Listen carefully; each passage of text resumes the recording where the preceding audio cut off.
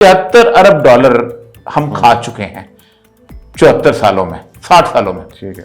तो हमें 2 अरब और, हाँ, इमदाद के तौर पे खा चुके हैं, कर्ज नहीं है। हमें 1-2 अरब और डॉलर मिल जाएगा, कुछ हमारे टेन्योर लंबा हो जाएगा। कुछ देर के लिए हम लोगों को कह सकेंगे ओ अमेरिका साढ़े जा रहे, मोहल्ले का गुंडा हमारा है, तुम हमारे सामने गुंडा करके दिखाओ। पाकिस्तान की सियासत सिर्फ इस चीज पे बेस हो चुकी है कि जो मोहल्ले के बदमाश के डेरे पे पलने वाला एक शख्स है, वो अपने रिश्तेदारों को कहता है खबरदार जो बोले ओ फलाना मेरे नाल है, मेरी पीछे, तुम मेरे सामने ऊंची आवाज करके दिखाओ। ये गुज़श्ता तकरीबन 40 साल से हमारी पार्टी, ज़िया-उल-हक ने कहा वो मेरे पीछे है, उठ के दिखाओ।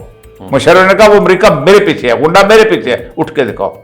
अमेरिका ने जितना बुरी तरह ठुड्डे मार के हमें निकाला है ना, जिस दिन उसकी जरूरत खत्म हुई है हमें डस्टबिन में फेंका है। और यहां तो हम सोचते नहीं थे कभी जाने का।